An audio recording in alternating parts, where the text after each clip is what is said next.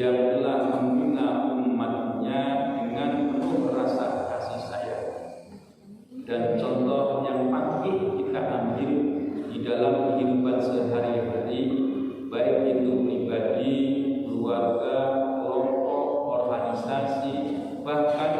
sah dan bernegara. Oleh karena itu Allah menyatakan laqad kana lakum fi Rasulillah uswatun hasanah. Nah, itulah Allah menyatakan dengan pujian yang luar biasa. Hadirin jamaah Masjid At-Taubah serta para pemirsa dimanapun berada, mari kita teruskan kajian kita, yaitu surah An-Nur ayat ke-32. A'udzu billahi minasy syaithanir rajim.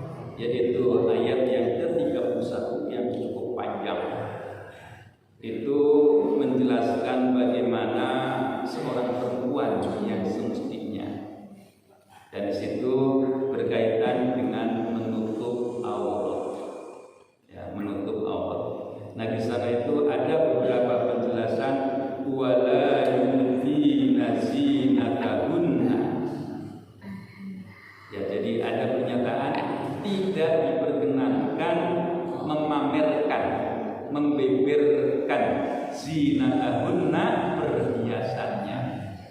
Jadi pernyataan perhiasan itu banyak ya. Jadi ad-dunya mata itu kan ya. Wa khairu mata'in al-mar'ah shalihah. Jadi zina itu perhiasan yang menjadikan orang yang memandangnya itu indah. Dan sebaik-baik perhiasan yaitu mar'ah shalihah.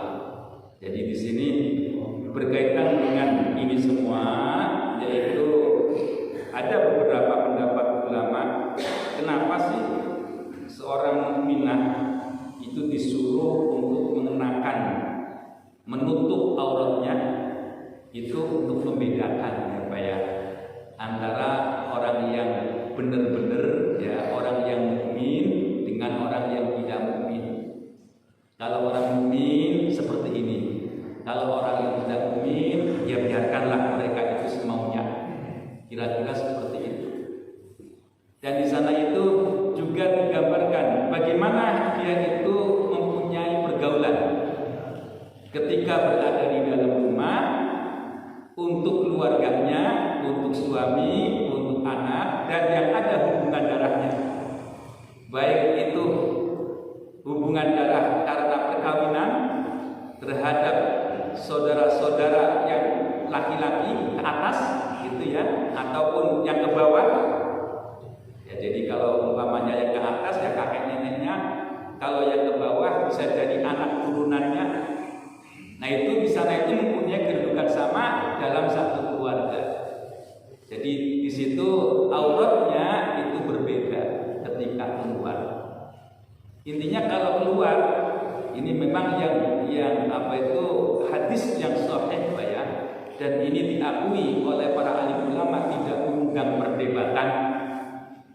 Itu ya muka dengan telapak tangan. Udah, itu yang tidak mengundang perdebatan. Kalau yang mengenai cadar memang ada hadisnya, yang pakai cadar Pak ya, itu ada hadisnya.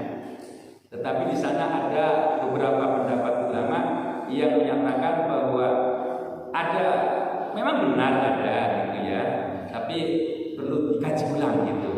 Ada pernyataan seperti itu. Ya jadi yang sahih yang tidak mengundang perdebatan yaitu muka dan telapak tangan. Nah itulah yang digambarkan. Ya bahkan nanti ini berkaitan dengan nikah. Kebetulan di sini ada yang sudah 50 tahun pernikahan, ada juga yang mau jajaki pernikahan lagi.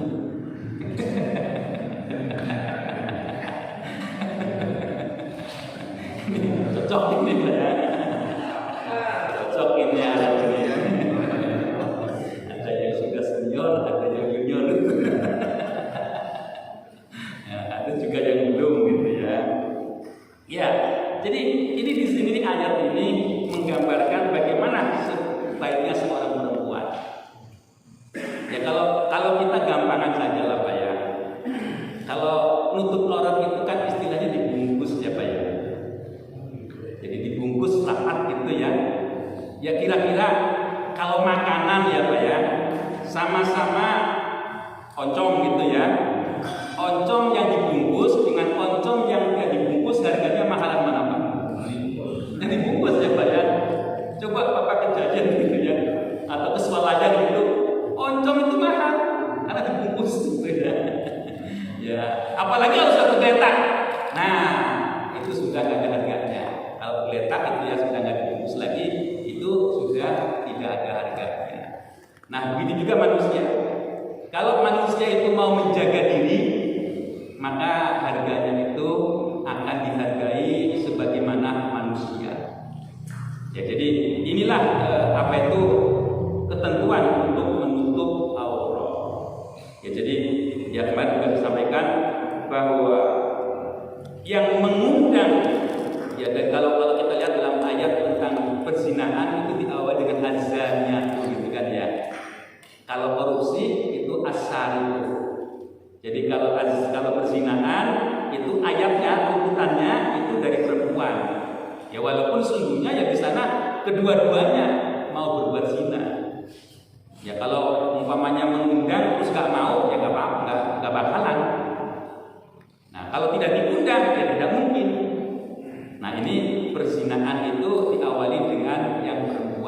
Makanya ada yang meneliti Pak. Orang-orang barat itu suka iseng Pak. Kalau ada pernyataan firman Allah, terus kiranya kok kayaknya mengundang perbedaan, itu dikritik. Kenapa sih kok Allah memerintahkan menutup aurat, ditegaskan kepalanya, terus sampai menutup dadanya? Nah, ternyata setelah mereka itu mengadakan penelitian, ternyata yang namanya mata manusia itu kadang-kadang ketika melihat sekujur tubuh seorang perempuan itu ada fokus-fokus tertentu. Ada yang kepala, ada yang tengah, ada yang bawah, gitu ya, macam-macam. Yang paling banyak itu bagian di sini, yang paling banyak. Jadi ada yang menyatakan 70% itu bagian dada. Oleh karena itu Al-Quran itu menyatakan tutuplah dadamu. Ya, jadi di sana itu 70%, 20% itu muka, 10% itu pinggul. Nah itulah ada penelitian yang secara ilmiah. Oleh karena itu Al-Quran menyatakan secara tegas tutuplah dadamu. Ya, jadi agar tidak mengundang permasalahan. Nah sekarang kita teruskan yaitu ayat tentang pernikahan. Ini biasanya ya Pak ya, yang jadi apa itu sebenarnya kebutuhan bersama Pak ya, antara laki dengan perempuan itu kebutuhan bersama. Tapi ada kecenderungan ya, ada kecenderungan penyebutan perempuan itu beraneka ragam. Ya, penyebutan perempuan itu beraneka ragam. Kalau dia itu perawan yang cantik, kalau di kampung namanya apa? Bunga desa ya Pak ya, bunga desa. Nah ini perempuan. Kalau dia itu janda yang baru nikah terus masih muda, janda kembar. Janda kembar. Nah itu adalah gitu. Ini orang Indonesia itu hebat Pak, membuat nama karena susah bahasa Latinnya janda bolong gitu. Ya, itu nama-namanya itu banyak banget sebutan untuk perempuan. Ada lagi nama yang memberikan penghormatan gitu ya. Itu banyak ya. Umpamanya seorang ibu gitu ya.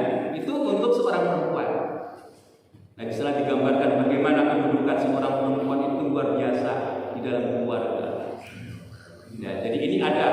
Ya, jadi dinyatakan seorang laki-laki mubali sehebat apapun, kalau itu di belakangnya ada seorang perempuan yang hebat. Ya, kalau dia itu yang namanya orang ceramah itu jangan dikira Pak mempersiapkan, gitu kan ya. Ya kalau dia itu namanya mau ceramah tanpa persiapan, itu ya nggak sistematis Pak, nggak enak. Saya dulu itu pernah Pak menghubungi salah satu dari kondang, nggak usah sebut Pak ya. Saya datang ke sana kebetulan untuk ceramah di universitas. Dia bilang nggak usah pakai manajemenan, datangi saya. Setelah datang saya ke sana, dia lagi ceramah Pak, di atas di muka cermin, Assalamualaikum warahmatullahi wabarakatuh. Jadi diragakan. Makanya beliau itu ceramahnya itu kontekstual. Ceramahnya itu ya sampai sekarang pun orang ya pernyataannya. Ya karena beliau itu selalu update dan beliau itu suka membaca literatur baik itu dalam Al-Quran, hadis ataupun yang kekinian gitu kan. Itu ada ulama yang seperti itu. Jadi disitulah peran seorang istri itu luar biasa. Membiarkan sang suami itu untuk berdakwah. Nah ini makanya di sana ada beberapa julukan-julukan untuk seorang perempuan adalah al-madrasatul ula. Pendidikan yang pertama itu ya iyalah. Ya, dari semenjak dia itu mau mengandung makanannya ya Pak ya, yang halal, Di sana dia itu mencontohkan dalam kehidupan sehari-harinya. Kalau si ibunya itu orang yang kreatif, itu sudah terdidik, anaknya nggak malas-malasan. Kalau dia itu sudah malas-malasan, anaknya ya malas-malasan ketika lahir. Nanti ketika sudah keluar, nah di sana mendidik kepada anaknya bagaimana tutur kata yang benar gitu. Nah ini seorang sebutannya ada yang yang menjadi keseharian, ada juga yang menjadi pujaan gitu ya. Umi itu apa sih? Nabinya Umi. Jangan diartikan buta huruf ya. Umi itu artinya yang penuh pengorbanan. Jadi seorang perempuan dinyatakan umi karena dia hanya menjalankan perintah Allah sebagai seorang ibu. Kodratnya sebagai seorang perempuan ingin melahirkan sebagaimana untuk meneruskan keturunan. Dia nggak tahu bagaimana dia itu melahirkan. Urusannya mati dan hidup. Karena di sana itu ada luka yang dalamnya. Nah ini makanya sebutan seorang perempuan banyak. Tapi ada juga banyak sebutan seorang perempuan itu dengan sebutan kupu-kupu malam gitu ya Pak ya. Ya ini juga sebenarnya karena mereka itu suka keluyuran malam gitu ya, menjajak hiburan-hiburan masih bagus juga. Tapi istilahnya kupu-kupu Pak ya, yang indah-indah tapi pada waktu malam. Jadi kupu-kupu yang kegelapan ya Pak ya. Jadi di sana itu dia lagi mengorbankan harga dirinya. Ayo kita lihat bagaimana tentang nikah ini.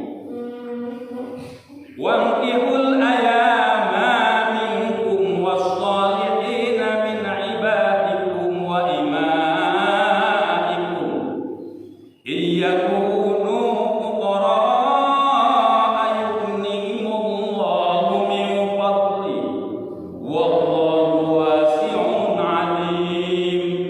Wankihul ayam, dan nikahilah orang-orang bujangan.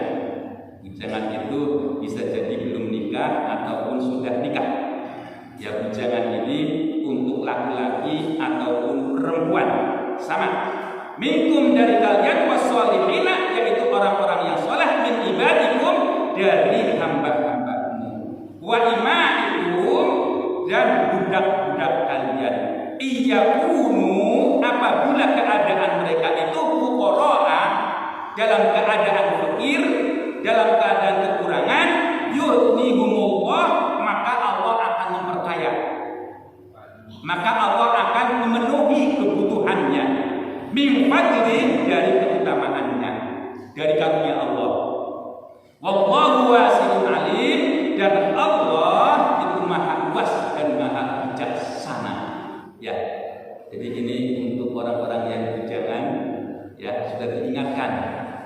Jangan takut miskin kalau orang itu nikah, karena sudah dinyatakan oleh Allah, iyyakumu fuqara yughnihumullahu min fadli. Kalaulah mereka itu dalam keadaan kekurangan, maka Allah akan cukupi dari karunia Allah. Kadang-kadang kita itu pakainya matematik bukan matematik Allah ya Pak ya. Pakainya matematik kebiasaan kita. Ini ada Pak, kalau kita lihat beberapa contoh para sahabat, yaitu Ali dengan Fatimah. Ketika Ali dengan Fatimah itu hanya mempunyai makanan yang hanya untuk hari itu. Ini Pak, kenapa sih Nabi kok gambarannya begini Pak? Kadang-kadang Nabi itu kelihatannya Pak ya kan? Orang-orang yang di Sufah, yang di pinggiran masjid itu jamin semua. Tapi kadang-kadang Nabi itu kelihatan gak punya apa-apa. Kenapa? Karena Nabi itu mempunyai kehidupan, tidak ada kekhawatiran di dalam kehidupan dunia. Kalau orang yang merasa kekurangan, itulah yang kekhawatiran dalam kehidupan dunia. Makanya ketika dia punya, maka dia sedih. Maka ketika dia tidak punya pun tidak menunjukkan kekurangannya. Itulah maksud. Jadi kenapa sih kalau kita kok merasa kekurangan padahal sudah tercukupi? Karena merasa bahwa hidup ini akan panjang umurnya, padahal nggak tahu kita itu akan mati. Nah itulah. Karena kenapa kita itu merasa kekurangan? Karena merasa hidupnya itu akan lebih panjang. Ya kan? Kalau orang-orang yang sudah menjelang pensiun, itu kan nanti habis pensiun ngapain ya? Sudah nggak ada kegiatan gitu. Nggak ada lagi yang undang, nggak ada lagi yang dengerin gitu. Nanti saya mau ngapain ya? Nah itulah, karena dia merasa umurnya akan panjang. Nah itulah karena dia itu merasa seperti itu. Kalau Nabi ada, ayo makan bareng. Nggak ada ya memang nggak ada. Makanya gambarannya seperti itu. Kelihatan, oh berlebih Rasul itu. Maka diberikan kepada sahabat-sahabatnya. Oh Nabi merasa kekurangan. Coba bayangkan ketika Nabi mengimami waktu sholat Isya. Nah di sana Nabi itu perutnya itu diisi dengan batu-batuan. Ya kan? Para sahabat yang makmum bertanya, ya Rasul, apakah engkau lapar? Saya di rumahnya banyak makanan. Tidak, saya tidak lapar. Apakah engkau sakit ya Rasul? Kalau sakit, ayo saya datangkan tabib. Begitulah kecintaan para sahabat. Lagi sebenarnya saya menahan lapar. Saya tidak mau menjadi beban orang lain. Seperti itu. Nah itulah Rasul. Ya, jadi berkaitan dengan pernikahan itu ada 5 hukumnya Pak. 5 hukumnya. Yang pertama wajib.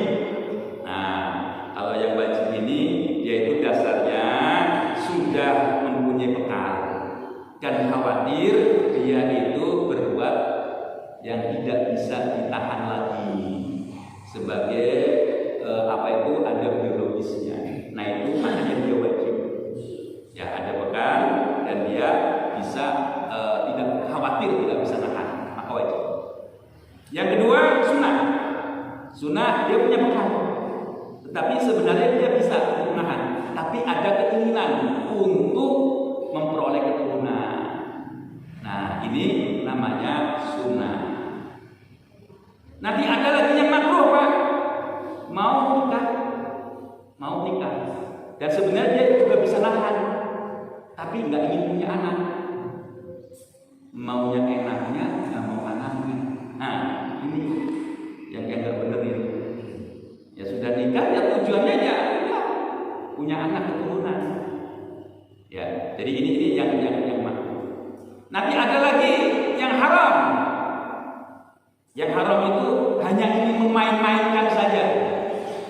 Ya, jadi di sana itu dia itu sebenarnya bisa nahan diri, tapi dia itu karena malu gitu ya. Tidak jantan gitu ya Pak ya, dan seterusnya. Nah ini yang main-mainkan saja itu yang halal. Nanti ada lagi yang mubah. Kalau yang mubah di sana itu dia itu ya mubah itu kan boleh-boleh saja. Ya kalau hukum di dalam bermuamalah Pak, itu awalnya adalah mubah. Kategori apa itu nikah ini juga ada yang masukkan kategorinya kategori muamalah karena memenuhi kebutuhan manusia.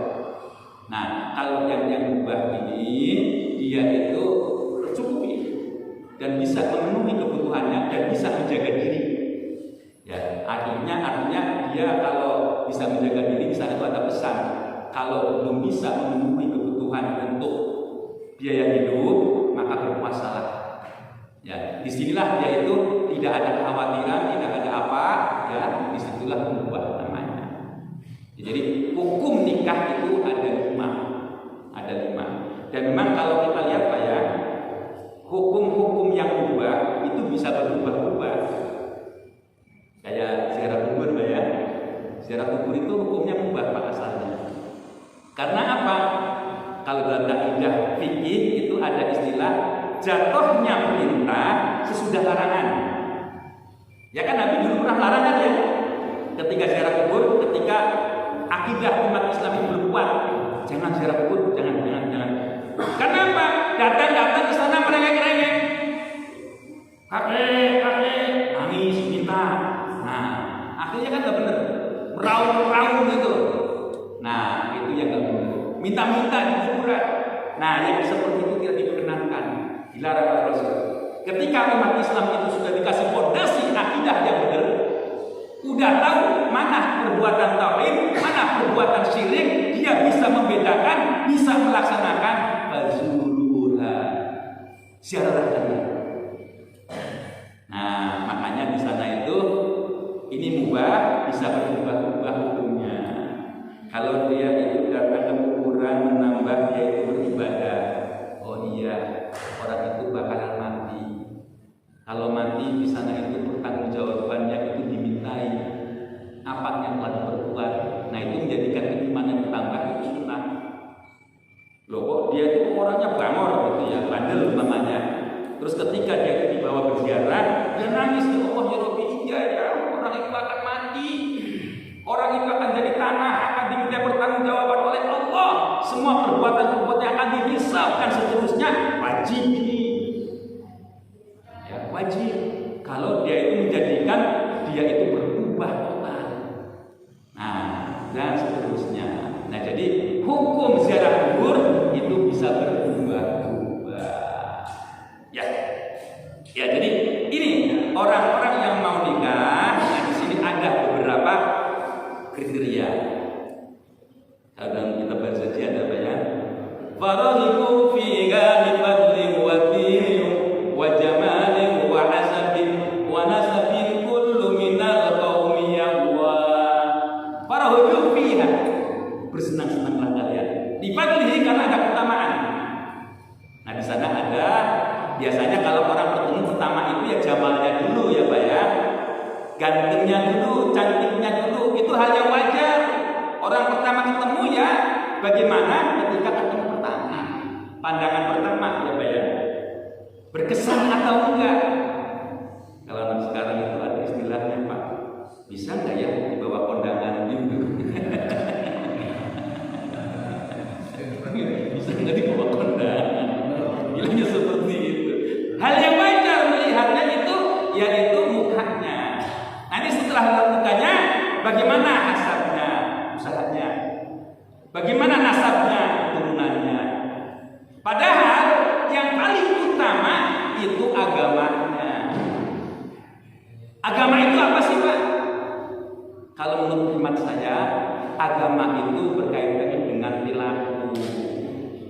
Bagaimana dia berkatanya, bagaimana tindak tanduknya, sopan atau tidak.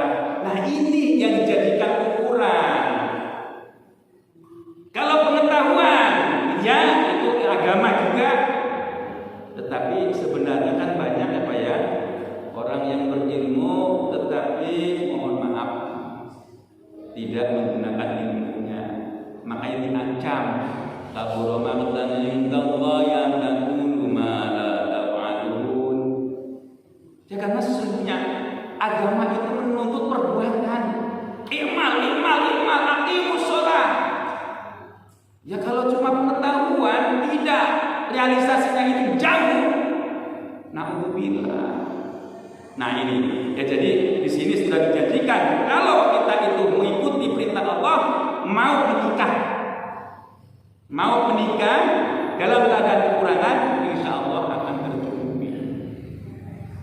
Cuma ada jadi pertanyaan ini Pak, kenapa sih orang laki-laki aja yang dibicarakan? Emang perempuan nggak boleh? Ya memang kalau kita lihat Pak ya, lelaki boleh memilih itu Pak ya.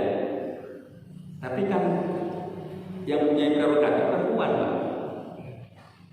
Boleh memilih, nah di sana perempuan boleh menolak, boleh menerima. Ya berarti haknya sama. Cuma kalau dalam fikih itu gini Pak, yang menjadi keharusan untuk nikah bagi seorang perempuan kalau sudah ada yang nanya, yaitu kalau dia itu punya tanggungan. Kalau ada yang nanya mau dinikahi harus mau. Karena Pak ada kekhawatiran karena keturunannya itu terlantar. Ya, jadi kalau janda terus dia itu merasa bahwa dia anaknya banyak gitu ya, terus ada yang tanya, jangan ditunda-tunda. Ya kekhawatiran nanti itu meninggalkan keturunan yang lemah.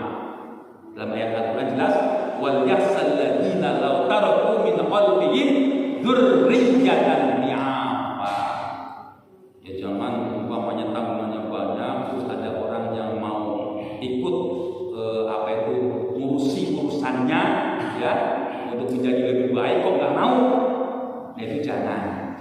jangan ditolak kalau ada orang yang mau melamarnya atau wal yastawfil ladina la yajiduna nikahan hatta yughniyahumullahu min fadlih wal yastawfil ladina la yajiduna nikahan hatta yughniyahumullahu min fadlih wal yastawfil sebaiknya itu menjaga kehormatan alladzina la yajiduna nikahan, yaitu orang-orang yang tidak mendapatkan pernikahan, tidak menemukan jodohnya hatta yughniyahumullah, sehingga yaitu diberikan kecukupan oleh Allah min fadlih, dari karunia-Nya. Ya kalau belum bisa nikah, ya sebaiknya jaga kehormatan ya. Jaga kehormatan itu di sini sebagai seorang perempuan jangan membuang harga menjadikan harga dirinya itu menjadi rendah. Laki-laki ya jangan jadi hidung belang, ya jangan ngobrol gitu ya, jangan ngobrol janji. Jadi di sana itu dia sebagai laki dan perempuan harus menjaga kehormatannya. Ini harga yang paling mulia, harga yang paling mahal bagi seorang perempuan ataupun laki, yaitu menjaga kehormatannya. Walladzina yamtakuna al-kitaba mimma malakat aymanukum fakatibuhum in 'alimtum. Walladzina yamtakuna al-kitab, dan orang-orang yang ingin untuk membuat perjanjian mimma malakat aymanukum, dari hamba-hamba yang telah dimiliki kalian, fakatibuhum, maka buatlah. Kalau kitab itu catatan, fakatibu juga asalnya tulislah. Maka di sini dinyatakan buatlah perjanjian kepada mereka in alimtum, apabila kalian itu mengetahui fihim, di dalamnya khairon, ada kebaikan. Ini kalau dulu Pak ya, itu kan kalau orang itu punya hamba sahaya ya Pak ya.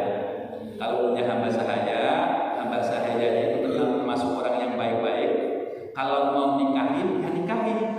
Kalau kalian itu sudah mengetahui bahwa di dalamnya itu terdapat kebaikan. Ya, jadi di sana membuat perjanjian. Ya biasanya itu kalau sebagai budak itu bebas kalau dia itu nebus kepada majikannya sekian ratus juta gitu ya, atau sekian miliar, atau dia buat perjanjian, ya udahlah saya menghamba kepadamu tidak diberikan upah dalam waktu sekian lama gitu ya, terus saya bisa dibebaskan. Nah di sini ada semacam perjanjian, nanti kamu saya nikah. Nah itu diperbolehkan. Wa atuhum mimmanillahi alladzi atakum. Wa atuhum, dan berikanlah kepada mereka mimmanillah, dari harta Allah alladzi atakum, yang telah Allah berikan kepada kalian. Nanti terjemahkan secara mahar ya Pak ya. Ada mahar. Jadi seorang laki-laki ketika menikah di sana itu disuruh memberikan harta yang telah Allah berikan kepada kalian. Ini sebenarnya mahar itu mengangkat derajat wanita.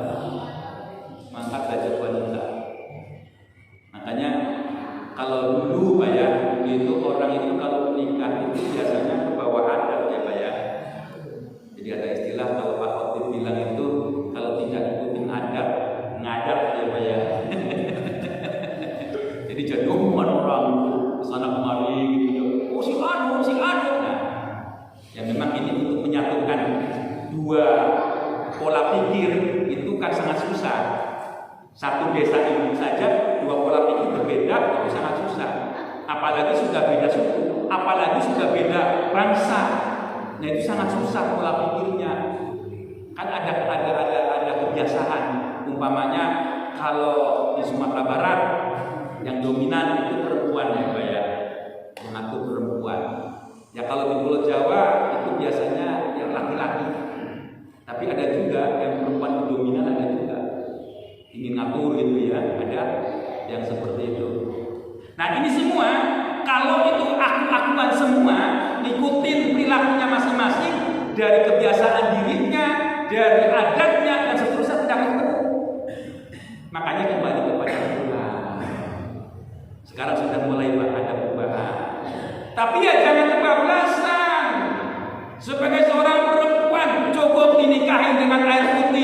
teguh, aduh, gampang banget itu ya. Ya jangan seperti itulah. Jadi mahar ini untuk menghargai seorang perempuan agar dia itu dihormati. Ya artinya meminta sewajarnya sesuai dengan kemampuan calon suami. Tanyakan sang suami bisa ngasih apa gitu. Ya jangan kalau orang itu namanya ada laki-laki nanya terus melamar. Ketika melamar orang tuanya itu kayaknya nggak mau. Nah itu biasanya itu meminta mahar yang dia tidak mau. Nah itu nolak yang tidak wajar. Nah penolakan yang seperti itu sebenarnya secara halus ya Pak ya, secara halus. Nah itulah kadang-kadang ada yang seperti itu. Tapi sih kayak jarang ya Pak ya.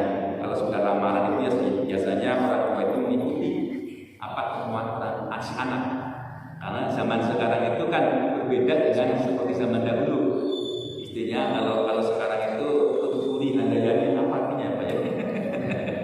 Jadi orang tua itu ya hanya memberikan dorongan, memberikan masukan dan seterusnya. Nah itu. Ya, jadi di sini ada pernyataan seperti itu untuk memberikan mahar. Wala tukrihu fatayatikum 'alal bighai in aradna tahassuna litabtagu 'aradul hayatid dunya. Wala tukrihu janganlah dipaksakan fatayatikum budak-budak kalian 'alal bighai untuk lacur. In aradna tahassuna apabila dia itu mengharapkan kebersihan jiwanya, harga dirinya, litabtagu 'aradul hayatid dunya untuk memperoleh kehidupan dunia. Yang dulu ada apa? Orang laki punya budak, perempuan banyak. Terus perempuan itu tidak hanya untuk bergawe, tapi untuk mencari, untuk dijadikan pelacur. Laki-lakinya yang punya itu jadi germoknya. Nah ini yang tidak dibenarkan. Ya, jadi tidak boleh orang itu menjual sesama manusia.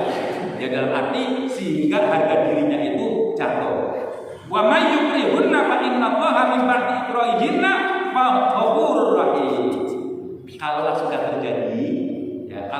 terjadi di sana itu dia itu memaksakan si budak-budak menjadi lacuran, menjadi PSK, menjadi WTS, menjadi pelembut dan sebagainya, itu yang mohon maaf. Ini bahasanya bahasa memang mestinya seperti itu. Diupam, diperhalus, PSK, kalau PSK itu kan jadi formal, jablay. Ya udah, jablay itu juga masih ini ya, masih halus, jarang dibelai. Ya sudah dipaksakan dulu seperti itu, tobat. Fa innallaha ghafurur rahim, bahwa sesungguhnya Allah itu Maha Pengampun.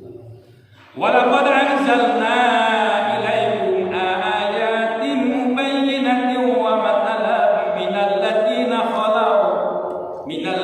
khalau min qablikum wa mau'izatan lil muttaqin. Walaqad anzalna, sungguh telah aku turunkan ilaikum pada kamu ayat-ayat Allah mubayyinatin yang jelas-jelas. Wa masalam minal ladzina khalau, dan perumpamaan orang-orang yang masa lalu min qablikum, sebelum kalian, dijadikan apa? Wa mau'izatan lil muttaqin, dan dijadikan nasihat bagi orang-orang yang takwa. Ya jadi perumpamaan yang ada di masa lalu berkaitan dengan keluarga itu sebagai mau'izah.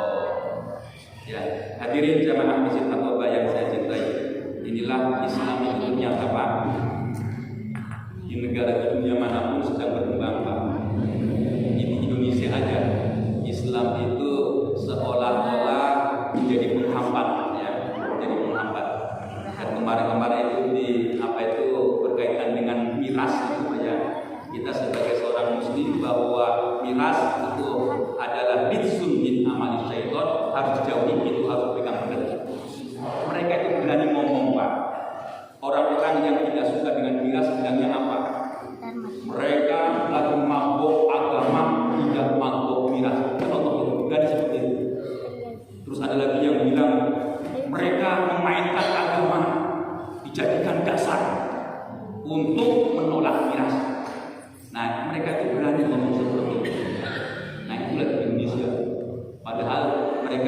memahami bahwa agama itu walaupun bukan negara beragama, tapi menghormati agama maksudnya tidak seperti itu. Ya, mudah-mudahan umat Islam itu semakin melek dengan mengkaji Al-Quran, ya, dengan memahami ayat-ayat Al-Quran. Saya yakin bapak-bapak memahami ya dengan apa yang disampaikan dari ayat suci Al-Quran ini. Dan saya pun alhamdulillah dengan belajar